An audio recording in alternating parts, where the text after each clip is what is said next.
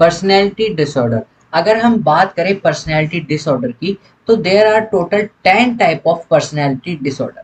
सबसे पहले बात करने से पहले पर्सनैलिटी डिसऑर्डर के बारे में बात करने से पहले सबसे पहले आपको पता होना चाहिए डिसऑर्डर क्या होता है। डिसऑर्डर मीन्स कि जो आपकी बॉडी का जो फंक्शन है, जो उसकी फंक्शनिंग है वो प्रॉपर नहीं है। डिसऑर्डर का मतलब, कई बच्चे से मैंने पूछा तो कहते हैं कि डिसऑर्डर मीन्स कि वो काम नहीं कर रहा है। नहीं, वो वर्क कर रहा है, बट उसकी जो परफॉर्मेंस है या फिर जो 100% है वो बॉडी का वो पार्ट, या फिर जहां पर भी आप उस चीज का डिसऑर्डर है, वो प्रॉपरली वर्क नहीं कर रहा है। वर्क कर रहा है बट प्रॉपरली वर्क नहीं कर रहा है। तो इस वीडियो में हम बात करेंगे पर्सनैलिटी डिसऑर्डर के बारे में। तो अगर आप हमारे चैनल पर नए आए तो सब्सक्राइब करें, बेल आइकन को जरूर दबाएं ताकि फ्यूचर में आने वाली वीडियोस आपको सबसे जल्दी और आसानी से मिल सके। This is Kaif in short, let's get started.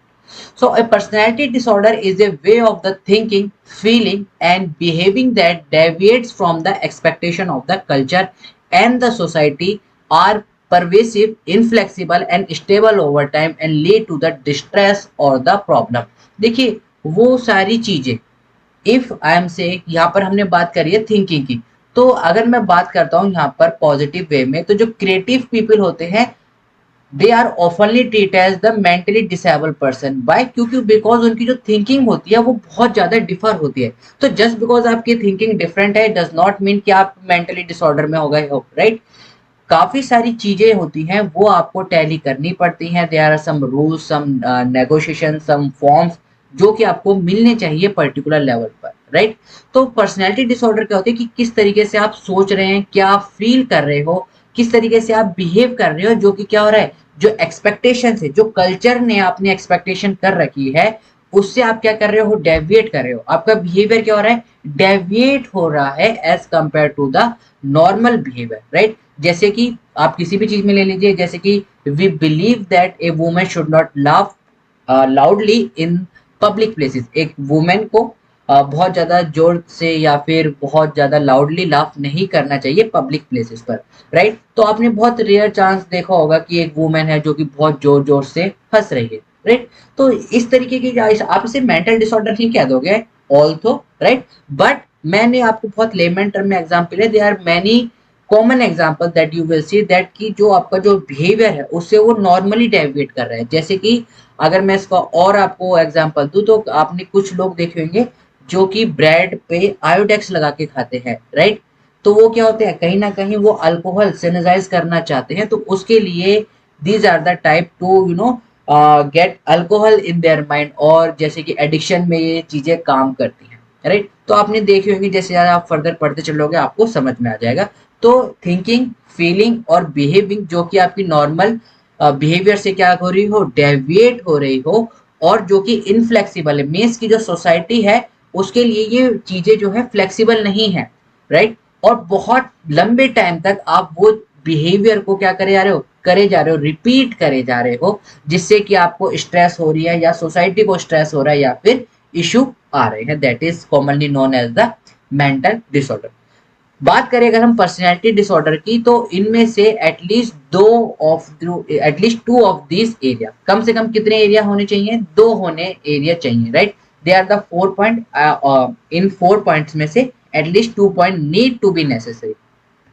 First point क्या है, way of the thinking about oneself and the other, कि आप अपने बारे में और दूसरों के बारे में कैसा सोच रहे हैं। If you are thinking very differentially from the perspective of the normal behavior, that is somehow आप mentally stable नहीं है।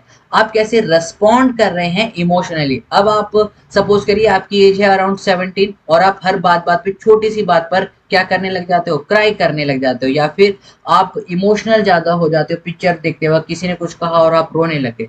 दैट मीन्स समहाउ आपकी क्या है, इमोशनल इंटेलिजेंस, यानी कि आपकी जो इमोशंस पे जो ग्रैप है वो बहुत ज्यादा कम है, right. Way of relating to the other people, how you relate to the other people, right, कि ये कौन है, इससे मेरा क्या रिलेशनशिप है, इसके साथ मेरे के कॉम्बिनेशन है, एंड ऑल दिस थिंग।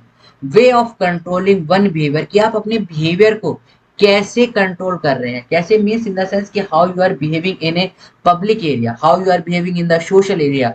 क्योंकि जब हम सोशल या सोसाइटी की बात करते हैं तो दे आर पर्टिकुलर नॉर्म्स जो कि हमें क्या करनी चाहिए, फॉलो करनी ही चाहिए, राइट। तो these out of these 4 point at least 2 point वहां पर क्या होने चाहिए, वहां पर आपको होने चाहिए, so that it can say that this is in the category of the mentally disorder. Okay, ना उसके आगे चलते हैं। जैसे कि मैंने आपको बताया था there are 10 specific personality disorder. कितने पर्सनैलिटी डिसऑर्डर इट में आर्क्स, राइट, कि टोटल कितने हैं, 10 पर्सनैलिटी डिसऑर्डर हैं जो कि DSM-5 में लिस्ट करे गए हैं। ओके, तो DSM-5 में कितने लिस्ट करे गए, टोटल 10 पर्सनैलिटी डिसऑर्डर।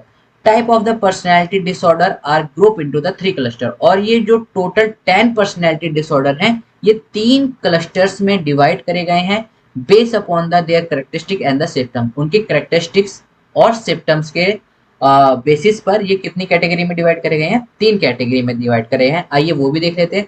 सो पर्सनैलिटी डिसऑर्डर में क्लस्टर ए, क्लस्टर बी और क्लस्टर सी।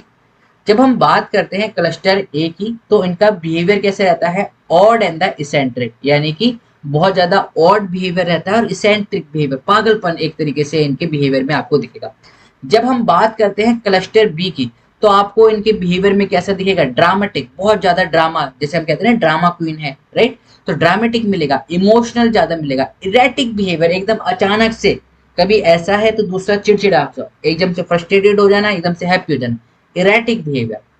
क्लस्टर सी में अगर हम देखेंगे तो बहुत ज्यादा एंशियस या फिर फियरफुल, डरा हुआ बिहेवियर आपको क्लस्टर सी में मिलेगा।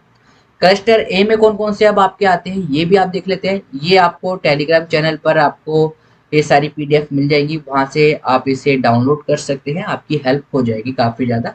ओके, क्लस्टर ए, यहाँ पर मैंने प्रॉपर डायग्राम बना रखा है।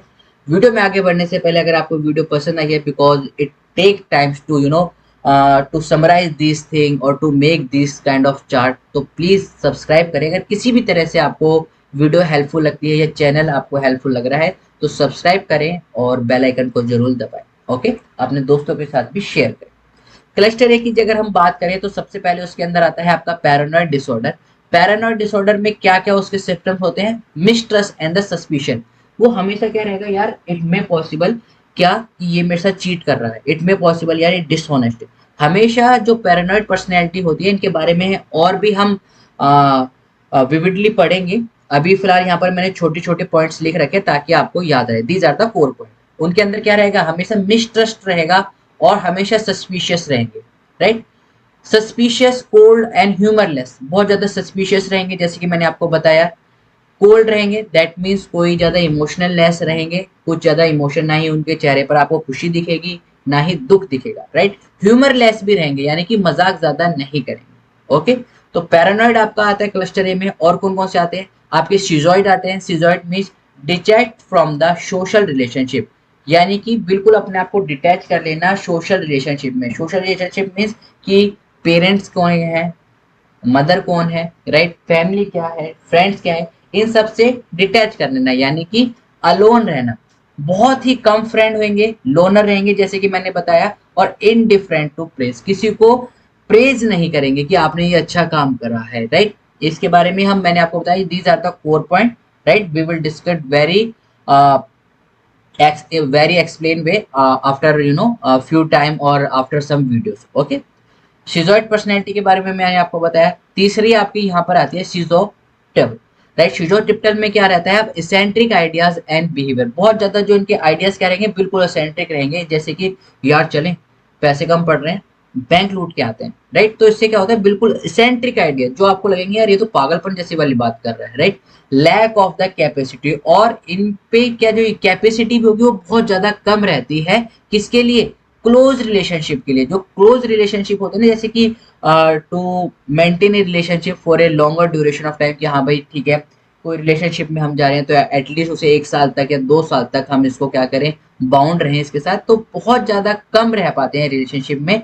और लोनर अपने आप में ज्यादा रहते हैं कि भाई अकेले हैं, इनके आइडियाज बहुत विविडली रहते हैं। ओके, मेटाफोरिक स्पीच हमेशा ये यूज करेंगे, अलूफ रहेंगे बिल्कुल और आइसोलेटेड, मतलब ना ही ज्यादा मजाक करेंगे और बिल्कुल क्या रहेंगे, अपने आप को एकदम दूसरों से अलग रखेंगे, ना ज्यादा बातचीत करना, ना ज्यादा सीरियस रहना, सीरियस मतलब दूसरों के साथ। ओके, और इनकी जो थिंकिंग होती है, जैसे कि मैंने आपको बताया इसेंट्रिक आइडिया, तो मैजिकल थिंकिंग, दैट मीन्स वो एकदम सोचेंगे कि यार अचानक से ना हम बैंक लूट के आएंगे और उसके बाद हम ये चीज खरीदेंगे, राइट। तो अगर रियलिटी देखेंगे तो इतना आसान नहीं होता है, राइट। तो इनकी मैजिकल थिंकिंग रहती है अपने ही तरफ से। तो ये आपके तीन क्लस्टर, जो क्लस्टर ए है उसमें तीन आते हैं, आपका पैरानॉइड, शिजोइड और शिजोपिटल। ओके। बाकी ये जो है नेक्स्ट वीडियो में हम कवर करते हैं। और अगर वीडियो पसंद आई है तो लाइक करें, शेयर करें और सब्सक्राइब करना ना भूलें।